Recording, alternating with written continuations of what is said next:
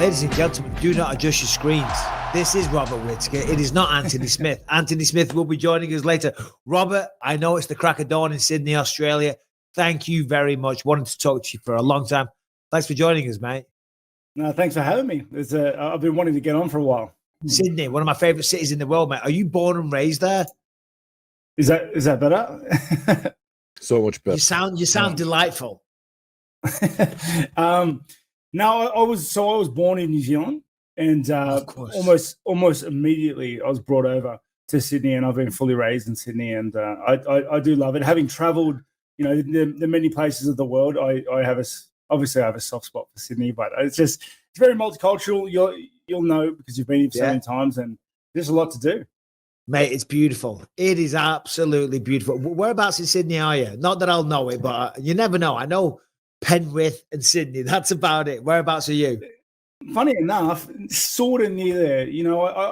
I've grown up everywhere. I grew up out in the Shire, and I lived in the city. But I know as I've gotten older, I've started drifting further and further out into the sticks to get some space. Right. Yeah, that's where I'm holed up now. Well, as I say, I'm jealous. But welcome to the show, Robert. Thanks for joining us. I do appreciate it. Lots of stuff to talk about. I guess real quick, we'll just talk about next week, UFC 284. I mean, massive event. I'm gutted that you're not on it. I mean, you versus Paulo Costa. That was supposed to happen. So what happened there? I think it was all Costa's fault, right? Yeah.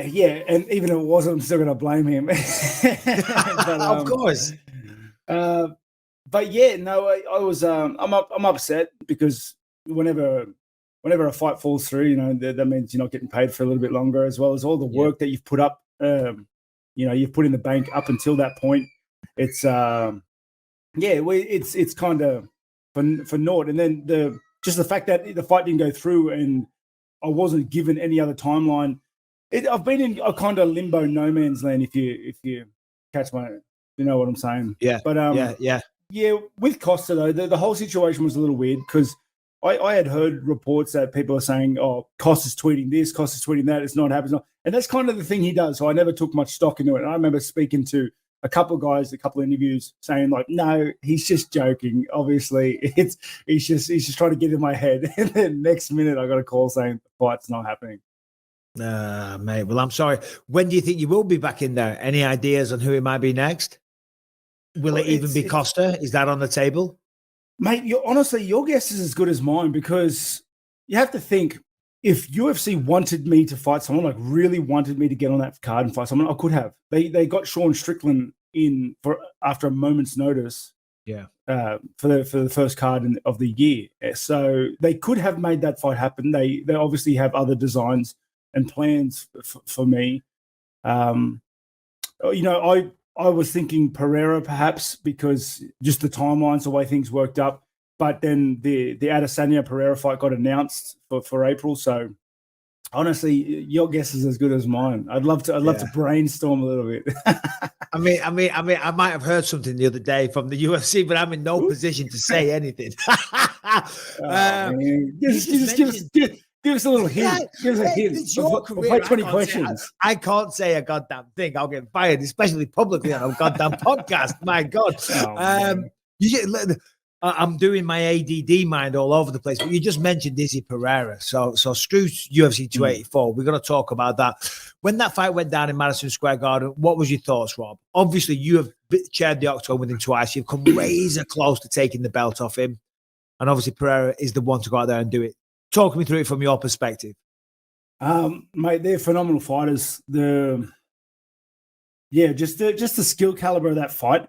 And this is how I expected to see that sort of fight, which was more or less a kickboxing match with small gloves, with a little dash of MMA thrown in. Dash. Yeah, just a dash, like not too much. But and that's what we got, and of the highest caliber. It truly was a really good fight to watch. You saw Pereira fight through adversity in the first round. You saw the fight drag out. You saw how the fighters themselves started to change when they started landing shots. Yeah, honestly, I left the fight watching it. It was a good fight to watch, but I left the fight really understanding just like these two guys are absolute killers in the division. You know. Yeah, without question. However, though, you must have been looking at that fight and when Pereira won it. And no disrespect to Izzy because he's phenomenal. He's one of the greatest strikers that we've got. MMA wise, you know, the graph, the takedowns, the defense is great, but the takedowns weren't exactly the best. And Pereira didn't have the best defense. So you must have been thinking, just give me a chance. Put me in there with Pereira and I will double leg him all over the place. Is that what you were thinking? Mate, I was thinking that for Adesanya as well. I'm chomping at the bit to get at both of them. I truly do feel that, you know, I can take myself to a new level. I do feel like I can get in there and I can put on a better performance. I kind of understand where Adesanya was mentally, I guess, going into the rematch after losing twice to the same guy. You know, it was a very similar predicament with me and Adesanya, me and himself. And I do believe that, you know, him getting through the fights the way he did and the way everything's gone, like the next fight's the best one. But then it is what it is. I do want that fight. I do believe that I use mixed martial arts better than both of those guys. I do believe I can utilize my wrestling and grappling to just really make it a hellish match for both of them. Well, that's a fact, Robert. You do. You are far more well-rounded. And we'll get to you in a minute. Last question on Izzy and Pereira. The rematch. What do you think? I mean, 3-0 to Pereira so far. I got to say, I respect Izzy for going in there. He could have stepped aside, maybe let you get in there and fight for the belt against Pereira. Then maybe he comes back. But he's stepping in there, having lost 3 in a row to the man. What do you think happens? I guess I think if we look at the fight just from a mental perspective, I believe Adesanya had a better chance last fight. But in saying that, though, maybe now that the worst has happened again, it frees him up for the next one. You know, it can go. It can. Yeah. You can see where it can swing both ways really easily. It can either swing one way where it frees him up, the worst has happened, whatever. And he gets in there like mentally free, or he's worried about it happening again with the small gloves because it had happened. You know, exactly. Yeah. That honestly, skill wise, he could have beat him skill wise last time. It was just it was a close fight. You know, there wasn't much. No, it was. And Izzy was ahead 3-1, big time. Pereira's gigantic. Have you ever met him? I met him for the first time at UFC 282, and I was like, holy cow, how do you make 185? Mate, that was the one thing I truly took away from that fight was just that Pereira's a freaking giant. He's a monster. Like, because I know, I don't think the cameras do it justice how big Adesanya is. Adesanya is a big dude, especially when he's standing face to face. Like, you're always looking up at him because he's 6'4", he's a massive guy. And then Pereira, just like his bone structures, like his hands were bigger, his feet were bigger, his head's bigger. Like, he looked much bigger than Adesanya. So, like, yeah. Yeah, no, he's a monster. Anyway, enough about them two. Let's talk about you. I want to go back to Paris, September last year, May. We spoke afterwards. We had a little chat. That performance was one of the best performances. The lads I worked with on BT Sport, Adam and Nick, great guys. I don't know if you know them. We were just blown away by that, mate. That was one of your best performances. And it's crazy to see because you're always improving, Rob. You know, you've been at the top of the game for so long now. Other than Adesanya, there's no middleweight, if I'm not mistaken, that's beating you. And you're still getting better. How old are you now, Rob? 32. 32. Well, geez, Louise, you're still a kid, aren't you? With respect, you're still a very, very young man. You're still in your prime, you son of a bitch. But that performance was just incredible. And Marvin Vettori is as tough as they come, right? And he's a proud fighter, just like we all are, right? And afterwards, I had a little chat with Marvin because we're pretty friendly. And he said to me, he said, Mike, he said, I couldn't do anything. He said, Rob was just so good. He was so in and out. He said, I just couldn't catch him. And I thought that was very honest, obviously, of Marvin Vettori, but it just highlighted how good you were again, because it's very rare you'll ever see a fighter who's as proud of someone like Marvin to just be so honest and say, there was nothing I could do. I mean, yeah, congratulations, mate. What a performance. No, thank you very much. And I really respect Marvin for that approach on the fight, because sometimes you just the night's not yours, and you can't really point any excuses towards it. And to be fair, excuses just hold you back, because then you have nothing to work with. You're just hoping that the next night's different, So I think his approach on it is the best way to grow, because he's still a young dude and a stellar stutter as well. So I think his approach is just going to lead to bigger things. But I was very proud of that fight. So a big thing that I've taken in my approach of training since that, well, it was a little bit before the second Adesanya fight, but especially since the second Adesanya fight, it was just that I'm trying to tune up my skill set a little bit, and in a way that a lot of my career, up until I lost Adesanya the first time, a lot of my career I got away with things because of just of my physical attributes and just how I fight, because I have good eyes and I'm very fast. I hit hard. I can take a shot, but just because of my attributes, I was able to get away with a lot of like little gaps in my striking and whatnot. And but just because I was just faster than people. I was faster than people. I had eyes to avoid and dodge the shots. But once we reach the level of Adesanya, where you reach those strikers where it's like a 0.5% difference is all you need to get hurt, and you saw that in the first fight with Adesanya. It's you have to tune it up, and that's what I've been really focusing on a lot before the second Adesanya fight, but especially since the second Adesanya fight. I've just been really tightening up the striking and the game plan, like closing every gap that that was there. And what does that look like, Rob? To the layperson that's listening to this. I mean, are you bringing in new coaches, different training partners? I mean, what does that look like? Tightening those gaps. I guess so I've got a lot of the same coaches. I've got the same coaching staff that I had for the second Adesanya fight. But I guess my mentality on trying to change it has changed, has shifted, right. Because everyone knows when you try something different, it feels clumsy. It feels like it'll never work. The problem I think a lot of fighters, experienced fighters or guys in their field, trade, job, anywhere really, fall into is that because they've done it for so long and because they've had so much success with it for so long, they think, no, I don't need to change it. Yeah. I just need to make it better. So I've thrown that out and I go, well, let's just change it all back. I'll change my entire style, stick with it, stay the plan. And well, the first little sighting of that was with Vettori, and you could see I had a much tighter boxing, like things were just coming out much smoother, faster, crisper. And that's the great thing about mixed martial arts, always evolving. You know what I mean? As you say, just when you think you've got it nailed, you've got it covered, then other people come in or the techniques develop. Like I remember in my career, I've never taken a calf kick.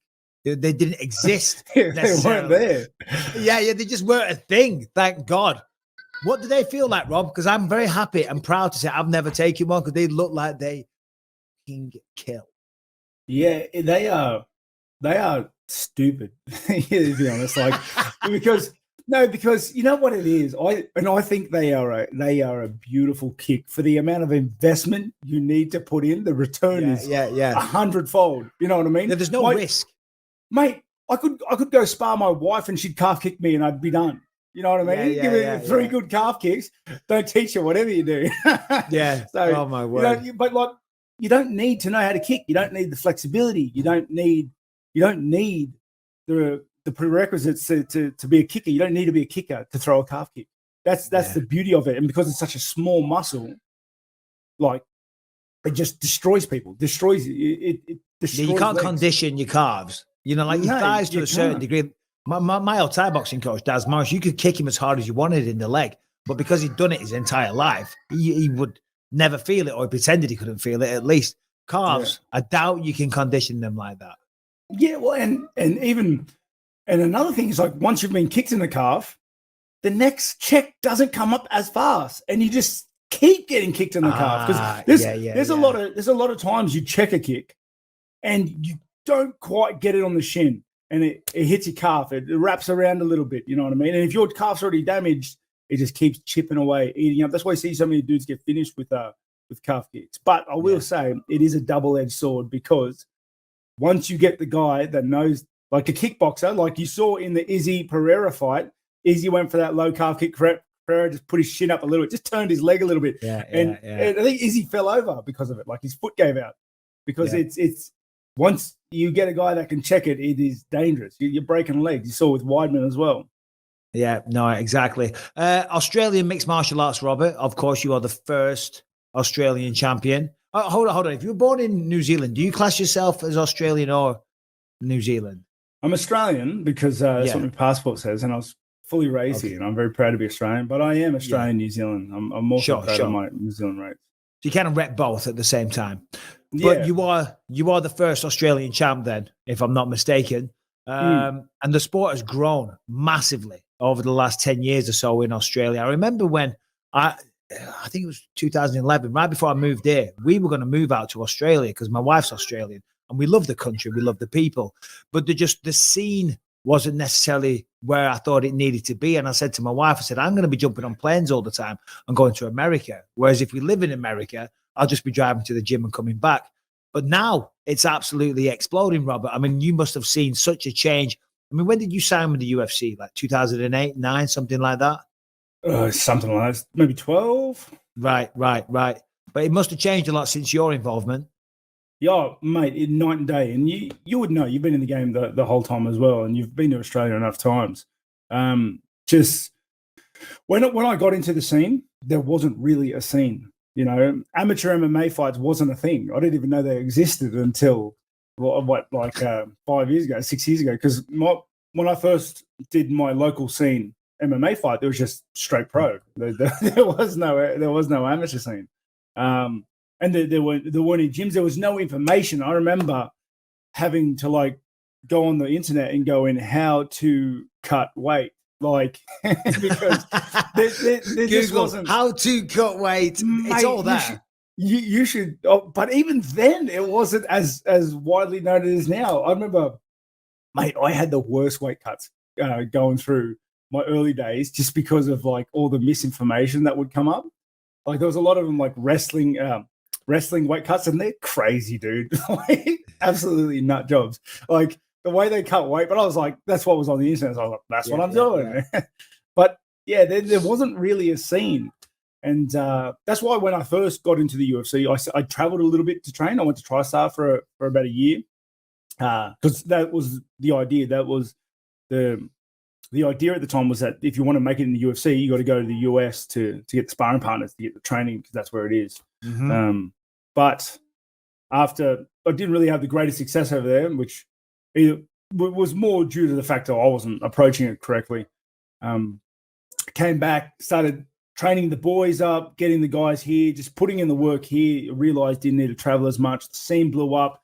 I'm proud of the fact that I had a part in growing the scene the way it did, and it just kept building and building. And then every second guy you speak to now is an MMA fighter or training jiu-jitsu, or you can get sparring anytime you want from anyone. Like there's always a battler around just ready to throw down with you. And the level of striking in Australia as well is very good, because I think there's a big history of Thai boxing. You've always loved Thai boxing out there. Every time I went to Thailand, there was always Australians in the Thai boxing gyms, good boxers. Australians love Thailand, mate. Yeah, exactly. Maybe for different reasons. Any excuse, and they're at Bali or Thailand doing a Thai training camp. My mate Jacko's in Bali every other bloody weekend. He lives in Perth. And talking to Perth, obviously 284 next weekend. I'm going to be working with you, I believe, on the weighing show, and we're doing a little thing together for Fox Sports, I think, as well. So are you doing a lot of like the UFC TV stuff out there now? I'm looking to do more.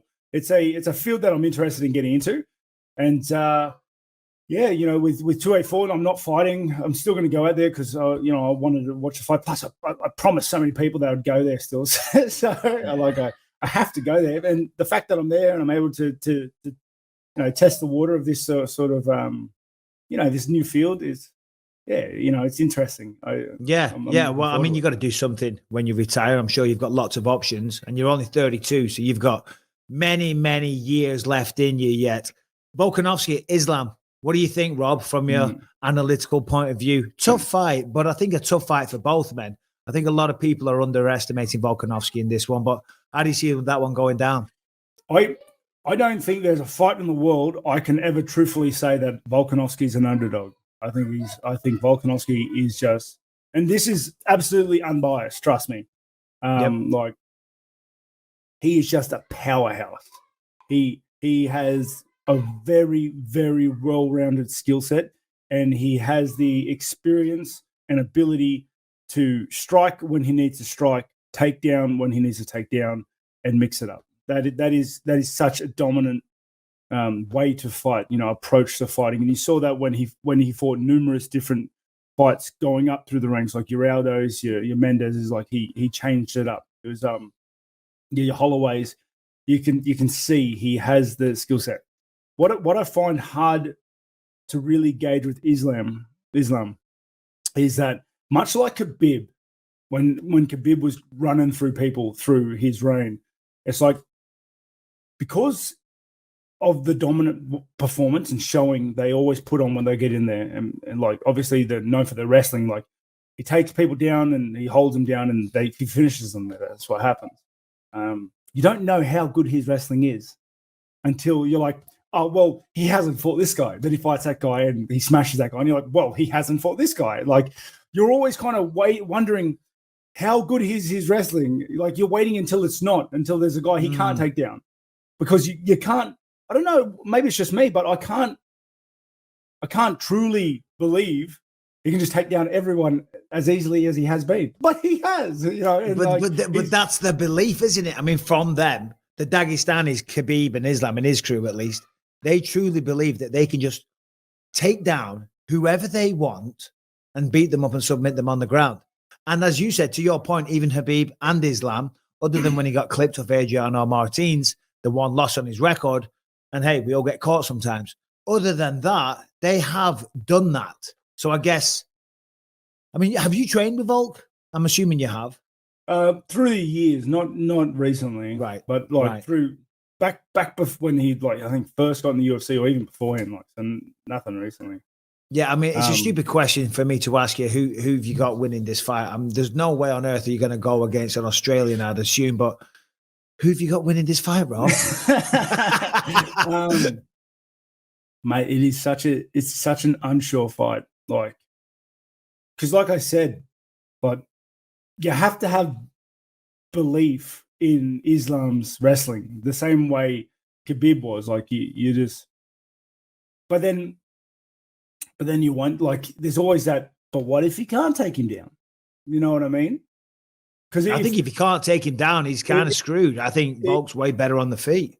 That's exactly what I think. I think if Islam can't get him down, then that's the fight. I think, because Volk just pieces him up over 5 rounds, because Volk's striking is good. He hits hard. He can take a shot. He's got cardio for days. Like, he's working. So you've been in there with Yoel Romero twice, and Yoel Romero, I guess you can kind of make some comparisons, right? He was an Olympic, was he gold medalist or bronze? Silver.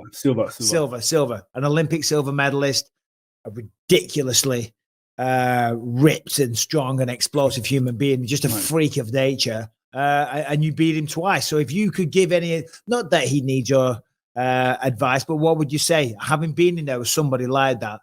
You know, I mean, what advice could you pass down to Volk from a very, very humble perspective, of course? Well, it's kind of your generic, and this isn't advice for Volk. This is just your general advice for fighting wrestlers. Like, someone is going to be really heavily focused on the wrestling, but you have a striking advantage. It's just to not overcommit with strikes and keep everything straight line. It's like, so you work your teep kicks, you work your straight line kicks, you work your straight jabs, you work your straight crosses, you keep your combos down to a maximum of 2, and you take your time. You be patient. You know what I mean? That's yeah. The combos, the maximum of 2, 100%. You stand there in the pocket long enough, they're going to get a hold of you. They're going to shoot, whatever it is. Yeah, you overcommit to anything. I've never been to Perth, Rob. Are you familiar with the place? I've been several times. I have. What do you recommend? I'm going with my wife. She's been there. She's got friends there. But what are like some must-do things whilst I'm there? You know, hey, bearing in mind, I'm on a work trip. I'm taking it easy. Yeah. There's so I don't like Perth to me isn't my holiday pick. Of like, it's like it's not around the corner. It's like no. But my wife said as well. She said, "I'm not sure if you're going to like Perth." She said it's very, very. She said it's beautiful. The nature's beautiful. She said, but the place itself. She said, I don't know if you'll like it. I'm sure it's great. I have no idea what she's talking about because I've never been there. You see, like I like nature and everything to an extent, but if I could pick between nature or a bustling city with some shopping and like malls and things like that, I pick the malls. I like that sort of stuff. But there's. Honestly, the only thing that comes to mind when we go to when you say Perth is that Rottnest Island with the little guinea pig looking things, quackers on them. Like you catch a boat out there, see the quackers, and then that's what we were going to do. We've got one day off. I said, babe, why don't we go to Rottnest Island? And she's like, well, we've done it. And she said, I've done it. She said, it's a full day. She said, you won't like it. You basically get there and you take a boat. Rob, I believe when I'm out there on the weighing show, we're going head to head. I don't know if you're aware of this. Are we? We're going head to head, bro. We're finally going to get it on in the octagon on the PlayStation game. On the PlayStation game. But you are an avid gamer. If it was Street Fighter 2, I would kick the living shit out of you, bro. Absolutely no hope. Maybe we can see if we can get it because I'm better at Street Fighter than I am at any other I can't play the UFC game. My son Luke has only just started playing it, and he kicks the shit out of me. I cannot play that game as well. Maybe we'll see if we can get Street Fighter in there as well. I'll try. I'll ask them, but I'm sure they want to promote the game. You know what I mean? Street Fighter 2. What character are we talking, Rob? I play Akuma. Who the fuck is Akuma? He's one of the newer ones. Yeah, like he's got the red hair. He's like Ryu, but he shoots fireballs in the air. Right. Or I'll play Ryu then. I'll play Ryu. I'm Ryu or Ken, all day long. Hold on, what's this? Brian's. Oh, okay. There he is. Do you know what one of my biggest regrets in life, or certainly not in life, in my UFC career, and I think I might have told you this, when I walked in and challenged you after Yoel Romero, because like you're the nicest guy, and I got so much respect for your career, and I was like, yeah, I'm gonna play it all cool. Rob's awesome. I'll go in there, be super respectful, and then I walked in, and I don't know if it's because I was in the octagon. Do you know what I mean? And I just like had a shift, and you were standing there looking ripped and jacked, and like a bit of blood trickling down your face, and you were glistening, and you've just beaten Yoel, and you've got a belt on. I thought, let's just go full on promo mode, like a total knobhead. So for what it's worth, I apologize. I have the video if you guys want to watch it. No, I think we've all seen it. No. I don't want to see it. I was there. Yeah, he was there. And anyone that hasn't seen it, you can go and bloody Google. But yeah, my bad, Rob. I apologize. It's all good, mate. It's all good. Yeah. So in a perfect world, when do you think you're going to fight? When's it going to happen? Mate, that's $1 million question, isn't it? Honestly, I have no. You seem to have a better idea of what's happening than I do. No, they were just saying that maybe we'll get Robert on a card in the future. There was a card we were talking about, and they said, "Oh, hopefully we'll try and get Robert on that one." I think I don't know, April, May. That would be the timeline because if we're looking at like big cards, like they're the only ones that really haven't been booked and filled out yet. Names, I don't know. Do I rematch Cannonier? Do I fight potentially somebody else? Who do I fight? I don't know. I don't know. I don't know either. I heard the little girls screaming in the background. It's the morning breakfast run before we race out the door for school, so it's just chaos. Yeah, that's been happening since 6 a.m. How old are the girls? My girl is 5 now, and then a boy and a girl, is it? My bad. Yeah, I got 3 boys and 1 girl. Oh wow, you got 3 boys as well. Yeah. How old are the boys? 7 or 8. 8, 6, and 2.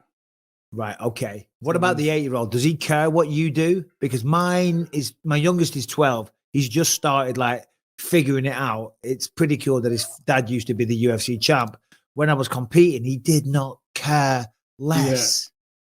No, definitely. My kids just do not care. They like the video game. So as long as when I come home and he's like, help me, and I jump on it and I get through the level or whatever he's doing, I'm the biggest hero he's ever seen. Like I become almost like a god in his eyes. But anything else, he does not care. Not a lick. So with the video games, the gaming, should I say? I sound like such a boomer. With the video games, is it Twitch? Is that what you're streaming on? Yeah, I haven't for a while, just because training in the gym and a lot of stuff is just life's busy, mate. But when I do stream, it's on through Twitch. And what's the go-to game? What is your? Oh no, should I say what's your number one game of all time? I used to be a bit of a gamer, but not so much these days. Oh, of all time, probably Morrowind. You know, it's a Bethesda game. It's like you just make a little character, run around, do whatever you want. Never heard of it. Never heard of it whatsoever. We won't keep you too much longer, Rob, because I know you got things to do. Who was or what was Robert? I often ask this one. Robert Whittaker, as a young man, as a kid, what was he like? What was young Rob like? Oh, mate, I was very competitive. I was sporty. Loved me video games. Played too many of them. Yeah, that's about it. Bit of a scrapper. You know? I didn't stray away from it, but I didn't. Not too much, to be honest. I wasn't. Right. It was always just because I'm a competitive dude, you know, and I like combat sports. So to be competitive and like combat, you know, you're fighting. And what about martial arts? When did that come into your life? I've done it my whole life, like since I was 7. I've started karate. Yeah, started karate and I've just kept doing it the whole way through. Yeah. Nice. All right, so a lifelong martial artist. Harrington, are you there, please? I think Harrington, our producer, normally goes to Twitter and gets a few questions on Twitter. So I apologize for his appearance. I've told him time and time again to try and make an effort, especially when we've got MMA royalty on. Harrington, jeez Louise, come on. Dude, I did my beard for this show. Go on, buddy. Over to you. What have we got? Okay, so Robert, you are not the only. Israel Adesanya is not the only former middleweight champion who's an anime fan. Adam D wants to know how many fights could you win in the Baki universe type tournament, and how would you approach a fight with Baki himself? See that is completely dependent on if I were to go into the Baki universe, would I get anime-ified? You know what I mean? Yeah, for sure. Would my abilities become anime-esque? Because I assume there's some sort of transference where it's like, so a normal dude, and then you put him in an anime and he becomes Goku. You know what I mean? Like, yeah. So it depends how much my transfer ability can. Hold on. Harrington, are you following this?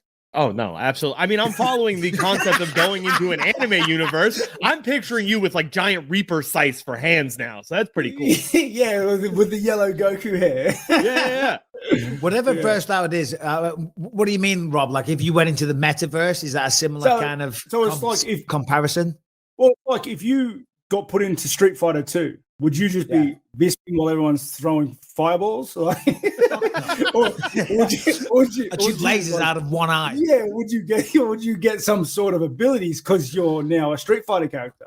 You know what I mean? That's what I'm bloody well hope so. I got it. I see. Otherwise, nobody's gonna be picking you because you can't. Yeah, exactly. The crap English characters. Like no one wants him. Hold on. That's a good one. The worst character on Street Fighter 2. Who would you go? Who do you never pick? I mean, I guess they've all got. I'm talking the classics here. Zangief, eh? Yeah, I don't know because his atomic buster or whatever the hell it was too hard for me to do.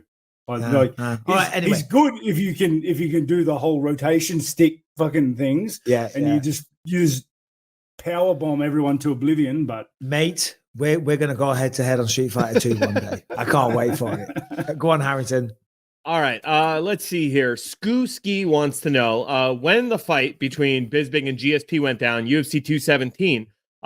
Who would you have rather fought, assuming the winner stays in the UFC, no retirements, nothing crazy? What's a knobhead? Why would you ask that question? That's a great question. That was a It's a great shit question. performance by me. But go ahead. No, I would. I'd rather fight. Who was it? GSP. Yeah, GSP. of course. Man's a legend. Yeah. Man's a legend. No, not for that. Just because, like, he you were an established middleweight. You were comfortable. Like you knew how, like, you knew what you were good at, and you implemented your game plan that way. George didn't look comfortable. You know, I think, like, it's just I don't know. He just didn't look comfortable, and because he was pretty fucking comfortable when he was choking me out. yeah, but no, that was because he just caught you before. Like, no, I'm kidding. Just real quick, talking of that, Rob, because you came up from 170 to 185. How many pounds do you cut fight week? Like right now? No. Let's say you've been through a training camp. It's fight week. How much over 185 are you? You know, when it comes to a hard cut. So fight week, probably. What am I? I'll probably at the beginning of a week, maybe 90 kegs, 90 plus kilos. And then I get to what, 84? 84. That's like 6 or 7 kilos over the week. What are you right now? About 90 kilo? Right now, about 100. Yeah. Oh, wow. Really? So that's 220 for the American audience. 220 pounds. My word. My word. Harrington, one more. Make it a good one because Rob's a busy man. I know he's got things to do. I said we'd keep him 15 minutes. I think we've kept him way longer. So my apologies, Rob. Last one, Harrington. All right. Probably the most asked question for you for this Twitter thing that I put out. Has the Khamzat fight been offered to you? Right? Is there any interest in fighting Khamzat? If it hasn't been, and if it has been, you know, was there any complication that held it up?